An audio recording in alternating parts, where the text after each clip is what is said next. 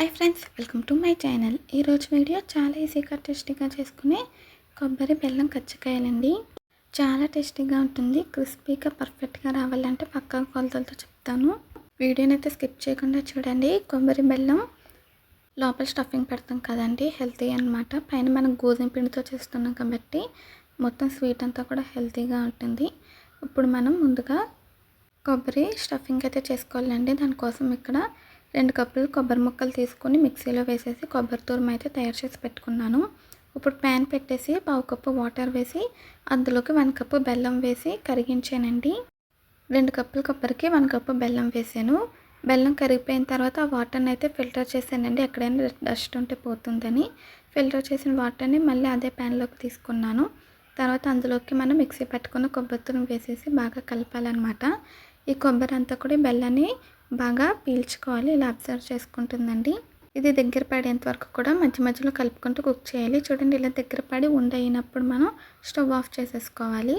మనకి రెడీ అయిపోయిందండి. ఇప్పుడు పైన కజ్జికాయల కోసం ఇప్పుడు పిండి అయితే కలుపుకోవాలి. ఒక బౌల్ తీసుకొని అందులోకి 1 కప్పు గోధుమ పిండి వేసానండి. తర్వాత ఒక 4 స్పూన్స్ వరకు కరాచీ రవ్వ వేసాను, బొంబాయి రవ్వ అంటాం కదా. తర్వాత రుచికి సరిపడా ఉప్పు వేసి బాగా కలపాలండి. ఇలా కలుపుకున్న తర్వాత ఇందులోకి వేడి చేసిన ఆయిల్ వేసుకోవాలి, లేదా నెయ్యి అయినా వేసుకోవచ్చండి. వేడి చేసి వేసుకోవడం వల్ల మనకి పర్ఫెక్ట్గా వస్తాయి అన్నమాట, క్రిస్పీగా కూడా ఉంటుంది. ఇలా వేసి బాగా కలుపుకోవాలి. కలుపుకున్న తర్వాత మీకు చూపిస్తానండి.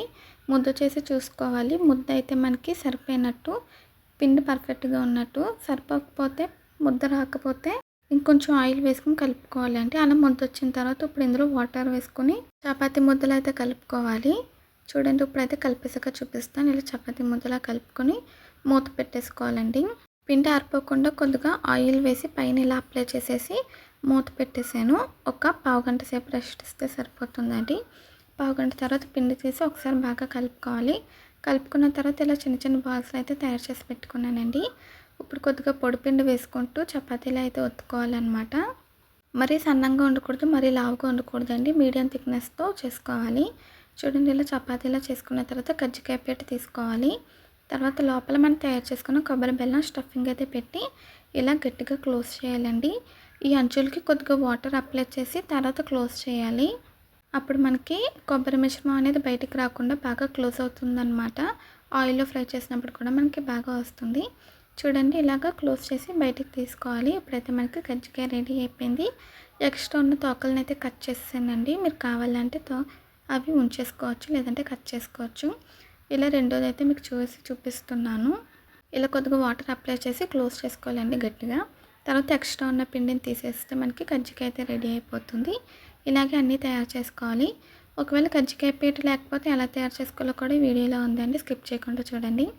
కజ్జికాయ పీట లేకపోతే ఇలాగా వాటర్ అప్లై చేసి మనమే సగానికి క్లోజ్ చేసుకోవాలి. రౌండ్గా చేసుకుని క్లోజ్ చేసుకుంటే పర్ఫెక్ట్గా వస్తుందండి. ఇలా క్లోజ్ చేసి బాగా అంటించిన తర్వాత ఇలా ఫోర్క్ తీసుకుని మనకి షేపింగ్ ఇచ్చుకుంటే సరిపోతుంది. ఇలా 2 సైడ్స్ షేపింగ్ ఇచ్చుకుని ఫ్రై చేసుకోవడమేనండి. ఇలాగే అన్నీ కూడా తయారు చేసుకోవాలి. నేనైతే తయారు చేసాక చూపిస్తున్నాను. 1 కప్పు పిండికి నాకు ఇవైతే వచ్చాయి. ఇప్పుడు డీప్ ఫ్రైకి ప్యాన్ పెట్టి ఆయిల్ పెట్టానంటే ఆయిల్ హీట్ అవ్వాలి.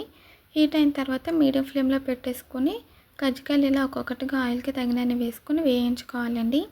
హై ఫ్లేమ్లో పెడితే మనకి త్వరగా కలర్ వచ్చేస్తుంది, సరిగ్గా ఉడకదు. లో ఫ్లేమ్లో పెట్టుకోకూడదండి. మీడియం ఫ్లేమ్లో పెట్టుకొని ఫ్రై చేయడం వల్ల మనకి బాగా కుక్ అవుతుంది, అలాగే క్రిస్పీగా కూడా వస్తుందండి. మనం రవ్వ వేసాం కదా, రవ్వ వేయడం వల్ల క్రిస్పీగా వస్తుందన్నమాట. ఈ బబుల్స్ ఉన్నాయి కదండి, బబుల్స్ అన్నీ కూడా తగ్గిపోవాలి.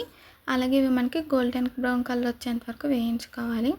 చూడండి, కలర్ వస్తే సరిపోతుంది. బబుల్స్ కూడా తగ్గిపోయాయి కదా. ఇప్పుడు వీటిని ఒక ప్లేట్లో తీసుకుని పక్కన పెట్టేసి రెండో వాయి కూడా వేసేసి మీడియం ఫ్లేమ్లో పెట్టుకుని అన్ని సైడ్స్కి కూడా తిప్పుకుంటూ మంచిగా కలర్ వచ్చేంత వరకు, ఈ బబుల్స్ తగ్గిపోయేంత వరకు వేయించుకోవాలండి. నేను వీటిని అయితే ప్లేట్లోకి తీసుకున్నాను కదా, మీకు చూపించాను. తర్వాత రెండో వాయి కూడా వేయిస్తున్నానండి.